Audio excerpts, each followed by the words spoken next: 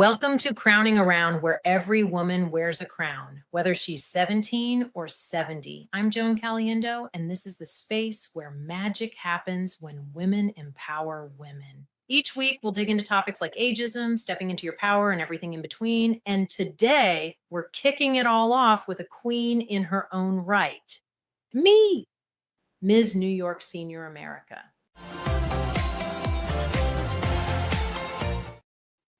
Hi, everyone, and good evening.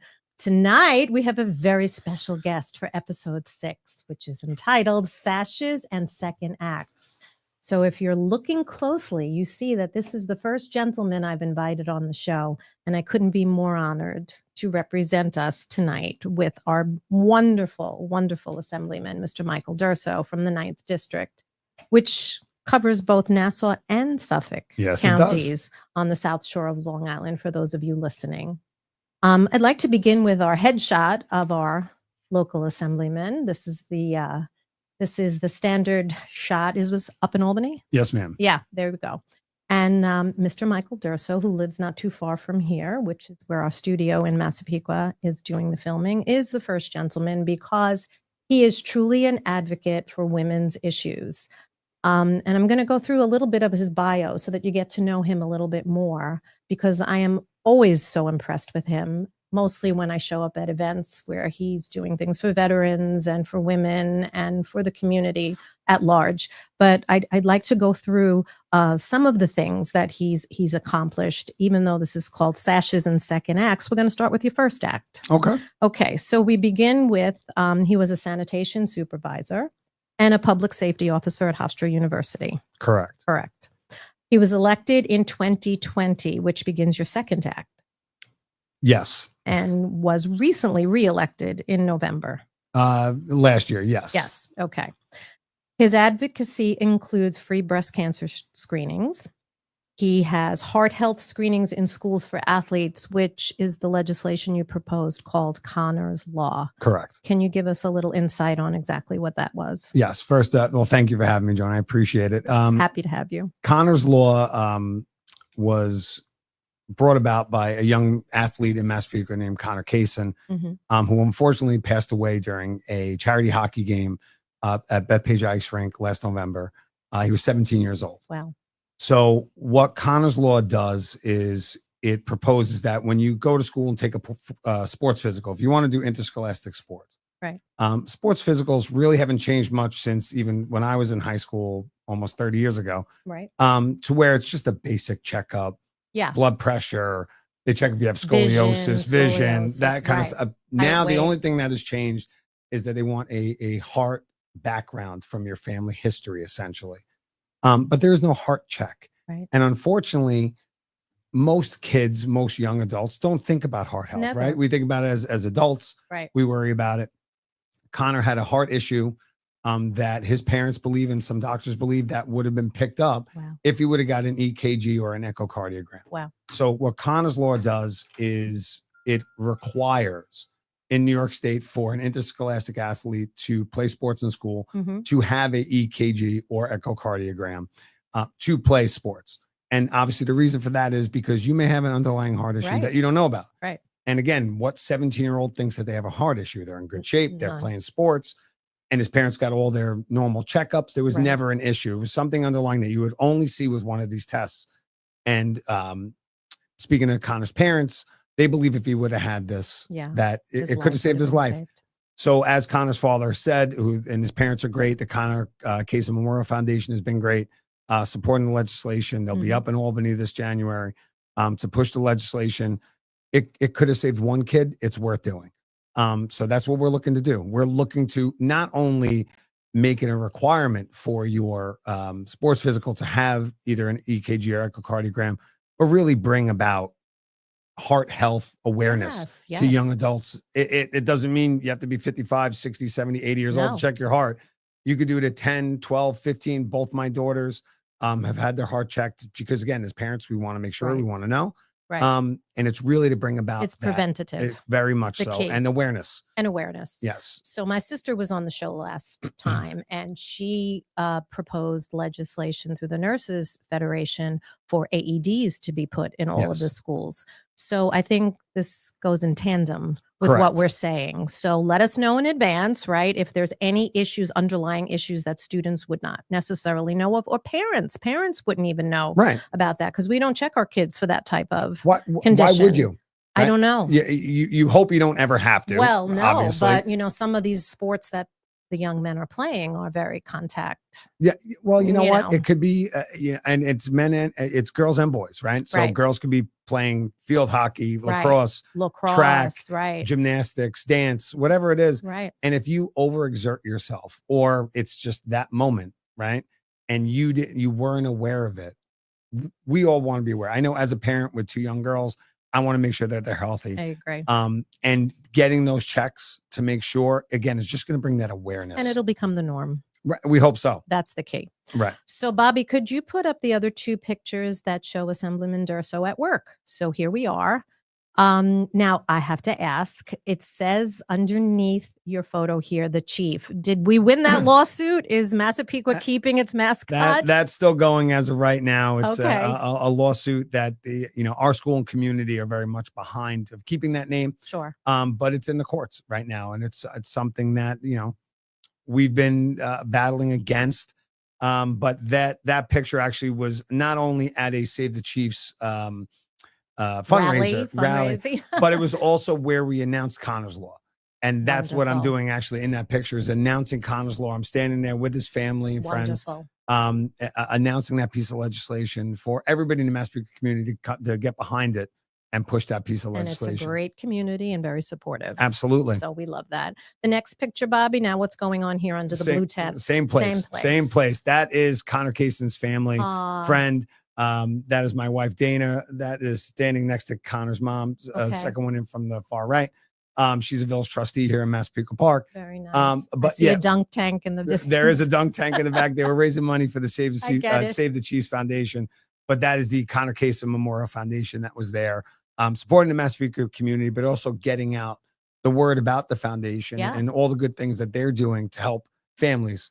So if this goes through, this will become mandatory for school districts in Suffolk and Nassau, or it would be the entire state. Wow. Yeah. So that's what you're going to be fighting for in January? That's what we're pushing for. And again, if the worst thing that comes out of it is awareness, right? Is the awareness for young athletes to get their heart checked. And they do free screenings, right? I mean, a lot of these local hospitals do free screenings for you. Again, you have to get on a list, get in there, drive yourself there, or have your parents take you. Okay. But it's something that I think everybody should do. Again, it's don't be scared. It doesn't hurt. There's no pain. Obviously, it's so important for young athletes to get their heart checked, because more and more we're seeing it, and it is preventable. It's preventable. The key. Amen. Love it. Okay. Moving down your bio, you also work hand in hand with local police in drug take back programs and Narcan training. Yes, ma'am. Which we had a little conversation about Mr. Chris Wolf, who may be coming on the show shortly. My buddy, my friend, Suffolk PBA. Yes. And that's also important, right? For the schools to be aware of that type of. It's important for everybody, right? So drug take back events that we do. I think we have one coming up at Village Hall in Massapequa Park next Saturday. I have to check the date on that. I don't want to give you the wrong information. Okay. But what that does, obviously, is a lot of people, including myself, right? You get antibiotics, you get certain vitamins, you get certain medications. They end up sitting around in your house. But people also get painkillers and aspirins. 100%, yeah. And you don't want them sitting around your home. And you're hiding them from your children, right? Of course. And you could just drop one on the floor by accident, and your animal could get it, your kids can get it, anybody can get it. So let's get them out of the house. And also what it's doing is preventing them and keeping them out of the water supply. Right? People flush them down the toilet, throw them in the garbage. No, we have a way that we can get rid of them. They take pills, they take sharps, they take liquids. So bring them to us. We can help you get rid of them, keep you safe, keep the environment safe. That's super important. On the Narcan side of it, and the Narcan training that we've been doing ever since I got elected, I'm a big proponent of, obviously there are people out there that have addiction issues, substance abuse issues. That is also good for them, right? It's also good for their families to have that knowledge and have that Narcan in their home. But also it could be your neighbor. It could be, locally, I just talked about it last week. We had a state trooper recently that went to a car accident scene on, I think it was Wanto Parkway, and it was fentanyl in the vehicle. He didn't realize it. He went to render aid to the person that was in the accident and ends up overdosing. Now, thankfully, there was Narcan on the scene because all state troopers carry Narcan, but that can happen to anybody. Sure. Yeah. And you just don't know what you're touching anymore, what's happening. Again, dropping a pill, a child, anything like that. Narcan saves lives, plain and simple. Everybody should know how to use it. Everybody should just come to one of our events. Training. Get the training, get the Narcan kit. They end up doing it free of charge. The state provides them in the county. Have it in your home, have it on you. Right. It's a good thing to have. Like an EpiPen. Correct. So make it normal. Make right? it normal. It's not a big deal. And again, it's like an EpiPen. If you don't need it, right? If you're not overdosing and give someone Narcan, it doesn't hurt them. Right. Right. But it can save your life, Right. which is very important. So having that ability, the knowledge Right. and the tool to do it is so important in many different ways. It could be your neighbor, could be a friend, could be a child, could be anybody. Schools. And the schools are involved in it. Thankfully, in one of our Narcan programs, we hosted Massapequa High School. They've been a great partner with us with a lot of things we do through our office. Again, it's knowledge, right? It's understanding that it's not just people that have substance abuse issues. It's not just people. It could be by accident. Could be by accident. It's there are unfortunately some sick people in this world. Yeah. And things happen. So being prepared is always helpful. Right. So far, so good. That's Everything it. you've said makes sense. Preventative. You're Preventative. being That's very it. proactive. And knowledgeable. You have to have the knowledge. Right. And I like that. Okay. So the next point on your bio is how we met. So you yearly give a Women of Distinction Award to ladies in the community that that are serving the 9th district, and you're nominated. And there we are. I had the honor of being nominated by my own students that sent in a little postcard in 2022, right before I retired. And I was teaching a women's studies class, and they thought, wouldn't this be great if, our teacher was nominated and actually won? So here's the real ending of this story. Once I went to the ceremony, there was a woman in the audience there who came up to me at the end of the presentations and said, "You would be great for a pageant." And I said, "Oh, no. I'm a school teacher. I have never done pageants. I'm not in that world. And, I'm looking towards retirement and going to my next act, my second act. And I don't think I'm interested in that." And she said, "Well, let me have someone call you and speak with you." And the person who called me was Marlene Schuss, who was the owner of New York Senior America. Very convincing. I still didn't buy in. This was 2022. But by 2024, Marlene had passed unexpectedly. And her staff said she really believed in you and was very strongly supporting the idea that you could do very well in a pageant.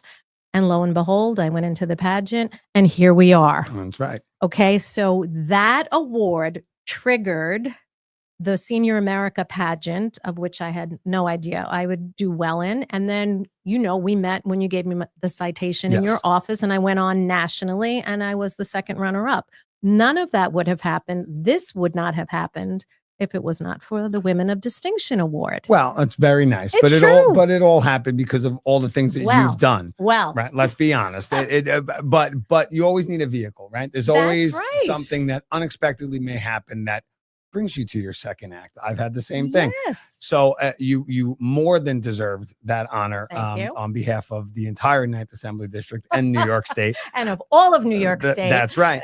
But it's taking advantage of the opportunities that are put in front of you, right? Exactly. And you never know where those things are going to lead you. So you have to kind of be like water, as they say, and move with the times. And you've done a fantastic job at it. I have. And let me tell you, it gave me a platform. Which is great. So talking about second acts, once you leave teaching, we've had this conversation. I went directly into BOCES, teaching teachers, not students anymore.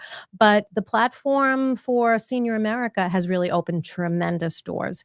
And it began with Women of Distinction. And I came when Carol D'Amato was given the award, and I've recommended somebody for this year's. Yes. So I will see you again at that. And you know what? It really is a testament to the women in this community who are kind of shy to be honored. And I love that, because when we came to the awards ceremony, there were people that owned delis and were very, very vital during the COVID, Correct. Right. pandemic. And then there were women that were nurses for, 40 years, and ladies that had started newsletters to help elderly, shut-in people. And it was just such a wide group of people, but none of them were showy. You Correct. brought that out and gave them a citation, and it was just a wonderful event. Well, I think it's important. Again, it's not all about, what people would think, right? Mhm. Would be the who deserves this? Why do Right. they deserve this over this person? It's really all about community service, right? Being a Right. part of the community, but also inspiring others Yeah. and helping out in the communities. As you said, someone that owned a local deli who provides meals to That was a great seniors story. and that's fantastic. That's Why shouldn't you fantastic. be honored? Right. And You- we wouldn't know that. Correct. How would And- we know that? And you should be honored, and you should have your due with that, because you did a great thing. A great And service. like you said, there's such a wide variety Yeah. of women in our district and all throughout the state, right? Right.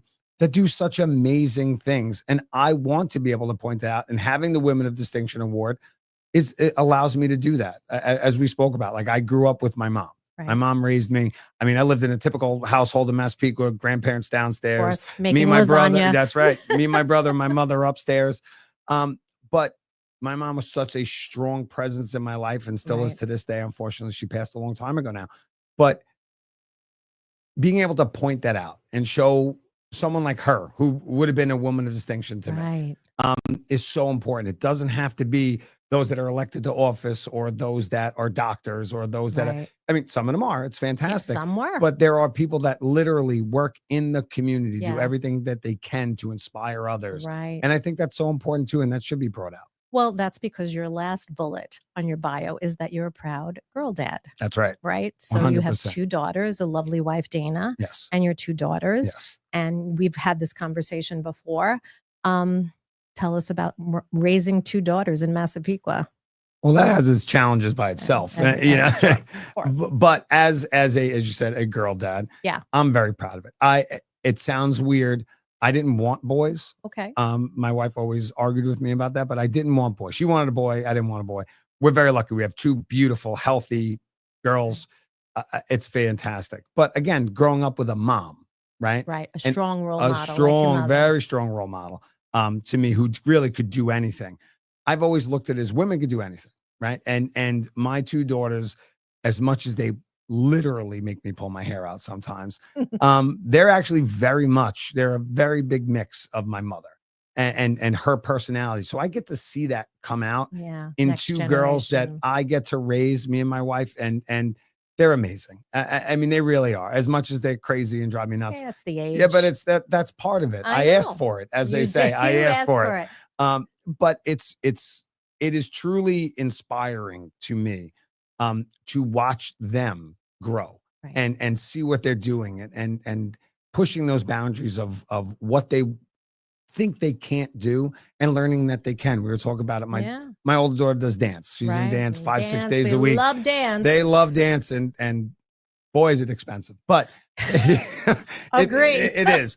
But the confidence that they learn, and the ability to be in 100%. front of people Right. and not be afraid, and something that and to be judged, Right, not which is just for the horrible. movement, but the whole physicality. right. That's hard. That's a hard It's gig. a hard gig, but I think it's amazing. that Amazing. My daughter, my oldest daughter is 13, can actually do that. Something I would have never been Right. able to do. I don't even like doing it now. Right.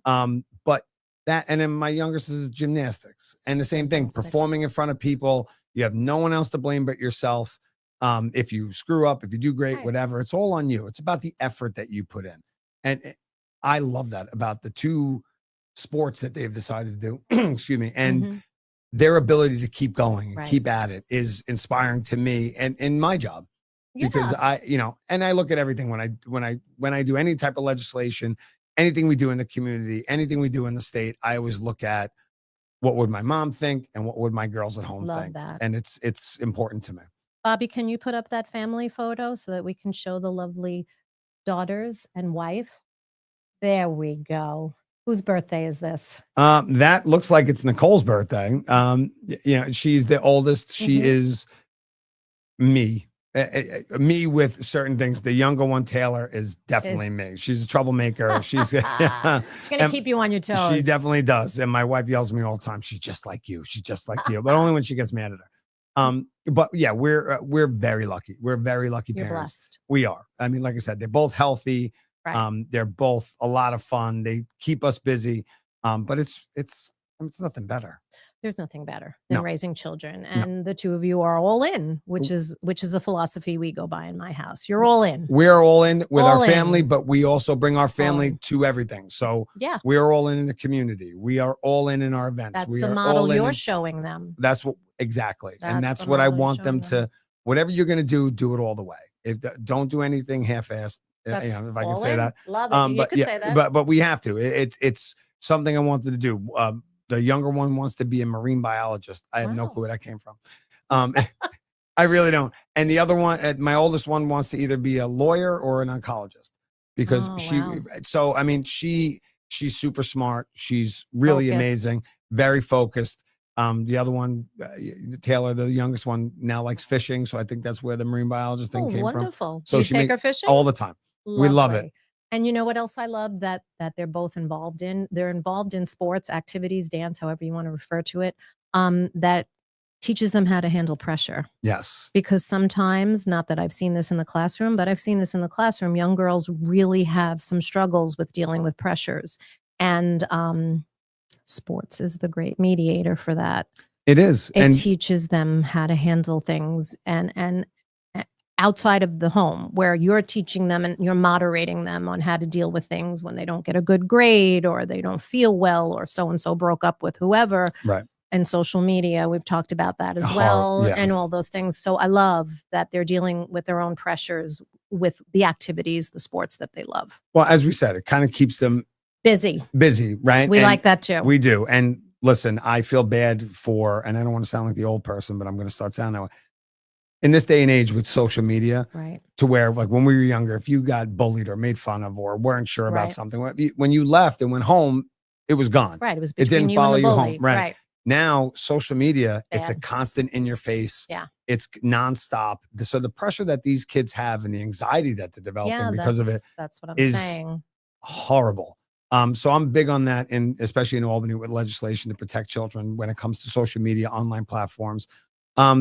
But it's also about, again, awareness and people learning that social media is it could be a great tool, Can be, but it's also very dangerous. but no phones in school now. No phones in school. That's correct. Let's see how that changes the landscape. Let's see if that is really productive. And again, what I didn't mind about it, I did not vote for it, but because again, I didn't like some of the language in it. But what I do appreciate about it is they're leaving it up to each individual school district to decide on how they do it, Right. which I think is the smart way, because each individual school district, They know school, their students. they know their students and what the needs are and what aren't. Right. So I don't like to see a blanket statement like that. Lock it in your locker and Right. you'll never have access to it. Correct. I don't like Understood. that. But listen, they do have to learn at the same time about phone etiquette, and you can't have it out on when you're working and doing all those other things.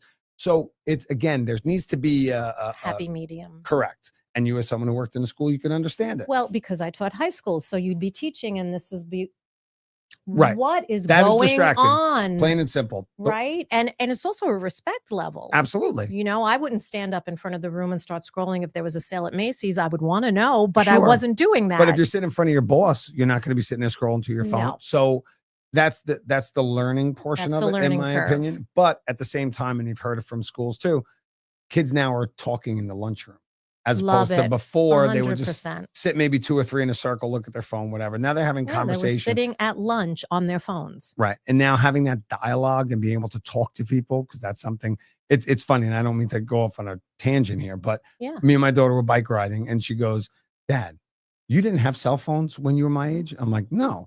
And it sounds like forever ago, but we didn't have cell phones. I didn't have a cell phone at 12 years old. There weren't cell phones. She's like, "Well, how'd you know where everybody was?" I said, "You rode around on your bike, and until you saw all your friends' bikes at your friend's house, then you go knock on the door." Ooh. And she goes, "You had to knock on the door? What if their parents answer?" And talk to their parents. Right. I said, "God, I hope they did, because you had parents that had to be home." Yes. So I'm like, it's a different world for Right. these kids. So trying to understand that and get along with it, I get, but also keeping them grounded and understand Grounded, that social right. media is not real all the time. So, Agree. I say that all the time to them. It's not real. What you're seeing is not real. Right. No one puts up their worst day. They don't put up a picture of themselves when they've had the worst day. They only put up a picture of themselves when they've had the best day. Or that it's filtered. Correct. Or that it's so then been you modified. think that this is their normal life Yeah, every of day, and course. it's not like that. Of course. So it's just, keeping expectations. Agree. So now we get to the section of the show called the Queen's Court, which is where I ask you some strong questions about you and your job Can't wait. and your role. And honest answers appreciated. Yes, ma'am. So here we go. What attracted you to transition from public servant to servant of the people as an elected official? What made you go to your second act? So it wasn't really a plan. So I'll make it quick. It was the now mayor of the village of Massapequa Park, Dan Pearl, was a trustee at that time. He wanted to run for mayor. So that means the trustee spot was going to open. I said, I'd love to run with you. I was always involved in politics, but never wanted to run for office ever. Right. He said, okay, it was great. We were going to run. And one thing led to another. And my wife ended up running, who didn't want to ever run for village trustee or anything like that. Interesting. And she won, which was great. And I was like, okay, I'm done with politics. That was fun. See you later. And I went back to my 2 jobs and I was doing fine. And then I got a call that said, do you want to run for New York State Assembly? And I say all the time, but I said, are you sure you're calling the correct Durso? Because my father's involved in politics to a degree. My older brother was involved. Now my wife was involved. So I'm like, are you sure? And they're like, yeah. So I went in, interviewed, told them what I was about. I'm not your normal politician. I never liked politicians. But we ran, won, and then I've been here ever since for the past 5 years. It was wasn't planned. But there's something in you that knew you could do this because of your core, your upbringing, your blue collar, all of the above. All those factors went into, I know I can turn this around and do for the community in this capacity. Listen, I would never sit there and say it's an easy job. I would never say, and I didn't know much about the job, in all honesty. But I knew that it would give me a voice and an ability to help people. There you go. And I wanted to help people. I was a shop steward with our union when in the town of Oyster Bay when I worked there. I was on negotiating committee as a teamster at my other job. So I have a union background. I always wanted to help people and help people get the most they can out of themselves and the ability to work and thrive and help them families here on Long Island. And I said, now it gives me a bigger voice. So this I said, is the vehicle. Correct. And I was also very much like, if it doesn't work, I'll just go back and pick up garbage. I'm not a proud person like that. Wow. I have no problem I love my job. So I have no problem going back I still have my CDL. I can go drive a garbage truck today. I have no problem with it. I'm not proud like that. I'm not above anything. I'm just there, what I like to think, for the right reasons, to help people. All right. So part of the job is being able to speak publicly and being able to convince people that what you're saying, perhaps what other voices may be saying, is the right way. How do you do that? I don't. No, I try not to. I don't try to convince anybody. I do it probably to my detriment sometimes, is I like to give people the information, right? And I'll say, this is how I feel about it. But I present you the actual information. I don't really BS people. I kind of say, this is what it is. You take it for what you want. But this is what I believe in, and this is who I am. And if you don't like that, that's okay. Right. I am 100% fine with that. But if you have all the information and the correct information, not what you heard from Joe Blow down the street or what you saw on social media, here's the real information. I will bring that to you. I will get that to you, whether it's a constituent, whether it's a friend, whether it's when we do meetings, we talk to people. I want to give you the absolute truth and what the ability I have to do to change that or help change that or make it better for everybody. I'm down the middle like that. I don't BS. I don't try and push you my way. I give you the facts, but then I also have my beliefs, right? I have my core beliefs of what I believe in. And those are what I fight for. That's great. So you're not trying to convince, you're trying to lead by example. Correct. And you're trying to show people what you believe is the right way to prosper in this community and to grow businesses. And give you the proper information. There's so much misinformation in this world today. Of course. Let me give you the real information, and then you do it or what you want. But if you don't give people the information, if you only give them the information you want, then you're just looking for yes people. But you build trust. You have to. And the way you build trust is by being there, talking to people, going to events, being in community events. Right. because then they see you and they understand, and you get to hear different sides of it. Of course. Because it may change your mind. So that's the second question. Okay. The second question is, how do you reinvent purpose through volunteering or creating community-driven actions? So politicians, not you, but some, show up and kiss the babies and give out cigars and shake hands and take beautiful photos. Sure. Not a lot of substance there.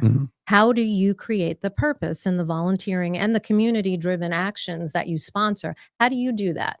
So I think the biggest way to do that for any elected official, and again, there are people who have been doing this longer than me. Right. And I never tell anybody how to do anything, but I believe in, if you're holding an event, right? Or you're holding a community event, I want to talk to you.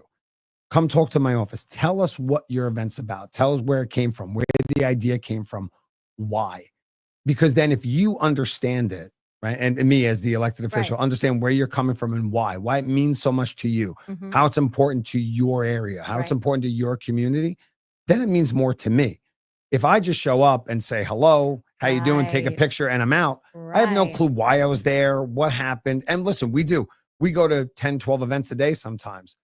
But I always want the information on why your event's important to you. Right. Why is it important to your community? How is this going to benefit? And then what can I do to help?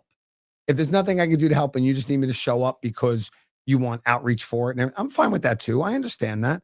But if it's a cause, if it's something that you need help with, something organically grown. Correct. You want to know that. I want to know, because if it's important to you, it's important to me. We may not agree on anything either. Right. But I still want to know about it, and I want to understand where you're coming from, because then it may mean something to me that I didn't realize. Right. Great. Okay. With that note, we're going to take a little commercial break. Sure. We'll be back.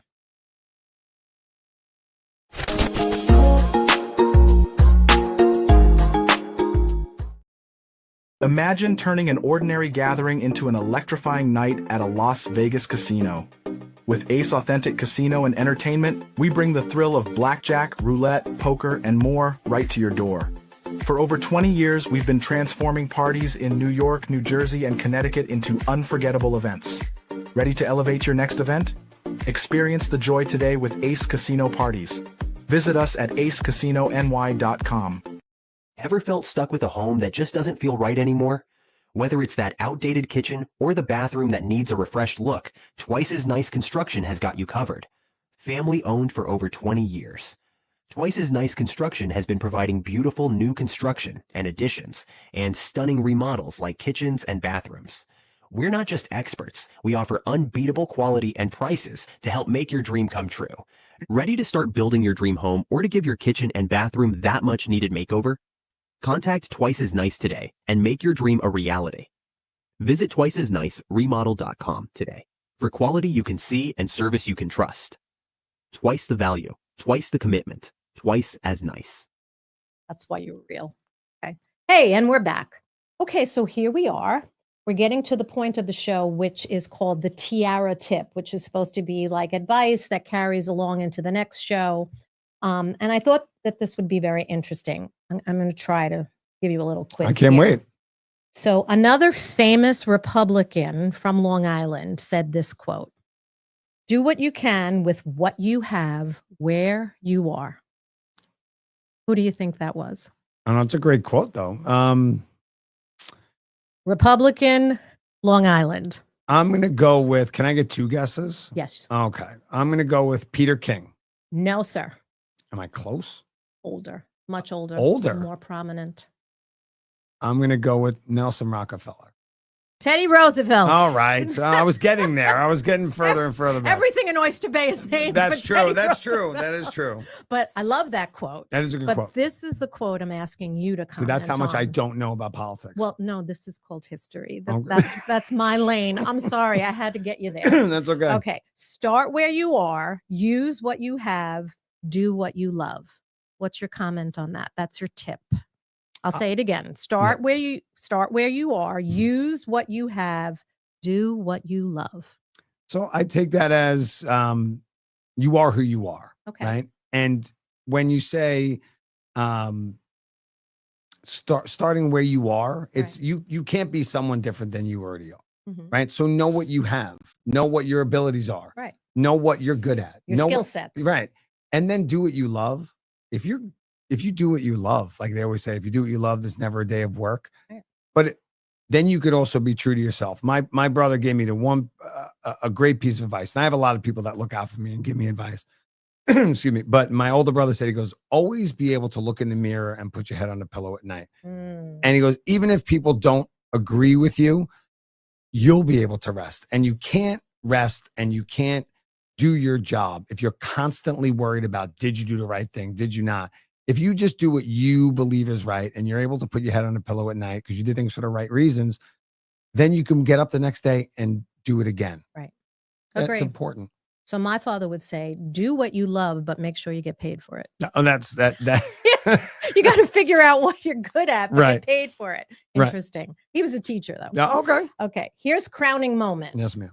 Now, sometimes this gets me in trouble because I close the show with this, and it's usually a deep, resonating question. And sometimes people thank the wrong people, don't mention the right people. So I'm steering clear of that. And I'm Okay. asking you this. Sure. What do you think is your greatest second act success story?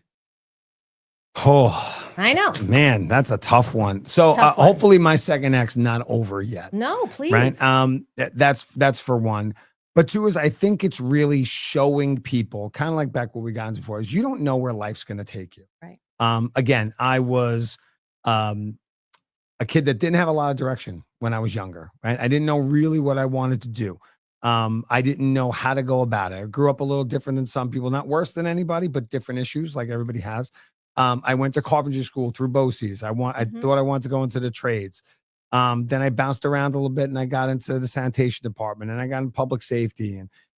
And then I ended up as being a state legislator. You Right. don't know where life's going to take you.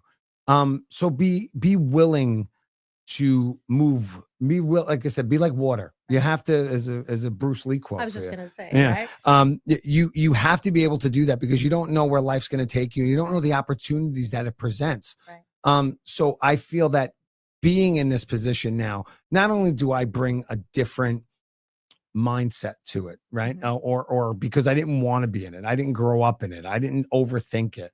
Right. And I am who I am. I'm not afraid to say it. Right. But also I have a healthy respect for people and understand that there are different views and there's different outlooks and people grew up differently. So they may disagree with you, but being able to have that civil discourse and understand that That's the word. you're right. You need to be able to do that. So Civil discourse.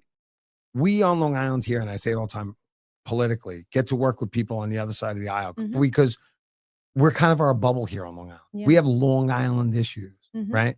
And I just said Long Island Long issues, Island, Long yeah. Island issues. Mhm. But understanding that this person's not much different than me. And politically, we may be on different sides, but we're trying to get to the same place. It's just a different route that we take. Mhm. Well, we have to understand that and give people a minute to get there Right. and talk to them and understand. And I Right. don't want to be too political about it, but I think that's the biggest part of my second act is being able to bring two groups of people together Mhm. that normally wouldn't be able to do that because we're working for people, not ourselves. Amen. That's it. I mean, you said so many great things. So civil discourse was a gigantic poster that I had in my classroom because when you're teaching social studies, it can get very ornery and, Sure. and people have strong opinions and Absolutely. they're hearing it from their homes. And if I modeled what civil discourse looked like in my classroom, I have faith that the future going forward, the students that I taught that are now 30, 40 years old, are going to be leaders that can continue with civil discourse because it was always from a place of respect. So when you cross the aisle and you do works with Senator Martinez, Mhm. who's a Democrat, and you get together because it's a Long Island issue that you're both trying to solve, Right. that's what we need to see. That's our job, right? Your Right, job. Listen, right. we That's understand your that there's job. campaigns, right? And No, everybody, understood. we understand that. But at the same time, you have a job to do, which is to represent the people that live Right. in your district, Right. regardless of what letter comes after their name, and do good things for the future. Right. Again, I look at everything as my children. What's going to be best for them? Right. Let's help them out in the future. Yes. Amen. Okay. So this has been a wonderful conversation. And we are going to see each other at the first Columbus Day Parade in the town of Babylon. Yes, ma'am. Right. Looking forward to it. So a little Italian American heritage and pride on display on the streets of Deer Park Avenue. And we're going to see each other that day. But I also wanted to say that I run into you all the time, and there isn't a person that I run into that doesn't say wonderful things about you. And you're doing a great service to the community. So I thank you. Thank you very much. I appreciate you're and I very appreciate you welcome. having me. Yeah, loved it. Okay, so what's next week going to look like? So here's my royal invitation. It's not next week. It's really the 14th. So this is the last show in September. I'm going to have on Stephanie Kalanoff, who comes from Signature Realty. And she is 40 years in the business. And when she turned 60, she had this epiphany that she would embrace things with a light heart and a little bit of humor. And I've seen her at many, many events, and she does bring that to every event we've gone to. And she started a small little podcast. She calls it a mini podcast called Coffee with Kalanoff. And she reflects on the days she had with her mom and her family, and really selling real estate on Long Island, which is her passion. So she'll be on October 14th. And the last bit of information I'd like to share with you is that this podcast, all 6 shows of it, has been nominated by 4 Leaf Industries, banking, right? 4 Leaf is banking. So, yes. Yeah. We have been nominated as a podcast. So we are asking you on social media to please vote for us starting on October the 15th. And Bobby, if you could show that final graphic, I'd appreciate it. And the closing votes will take place well into December. I think December 15th is when we're closed out. But I'm honored because, look, I just got started doing this, but I'm trying to put out quality viewing. And tonight we were on Spotify, so it's also listening. And we're starting something great here. So we would appreciate your votes, we meaning me. And thank you. And I look forward to seeing all of you in October. Thanks. Thank you so much. Welcome.